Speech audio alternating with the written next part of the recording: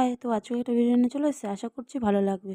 এখানে সকাল, সকাল ঘুম থেকে উঠে নিয়ে টুকটাক কাজ করে নিয়ে এখানে দেখো আমি পুজো দিয়ে নিয়েছি, চান-টান করে নিয়ে করে। তো তারপর এখানে পুজো-টুজো নেওয়ার পরে এখানে আমি তারপরে যে উপরে চলে এসেছিলাম, মানে আমাদের ঠাকুরঘরটার নিচে। আর হলো মানে ঠাকুরঘর বলতে আমার ননদ যে ঘরে থাকে সেই ঘরেই মানে ঠাকুর আছে। তো তারপরে এখানে দেখো পুজো দিয়ে নিয়ে এসে ঘরে এসে দেখি আমার মা সবজি কাটতে বসে গেছে, ৫ রকম ভাজা যা, যা লাগে তাই। তারপর আমার শাশুড়ি সকালে এসে রান্না করা হয়ে গেছে। এখানে মাছের মাথা দিয়ে ডাল করেছিল, মাটন করেছিল, আর হলো ৫ রকম ভাজা আর চাটনিটাও করে নিয়েছিল।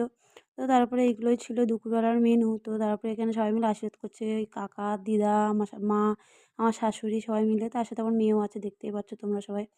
তো তারপরে এখানে আশীর্বাদের পর্ব চলে যাওয়ার পরে এখানে দেখো তোমাদের দাদাভাইয়ের খাওয়া-দাওয়া পুরো কমপ্লিট হয়ে গেছে। তারপরে এমনি রাতে অনুষ্ঠান হবে।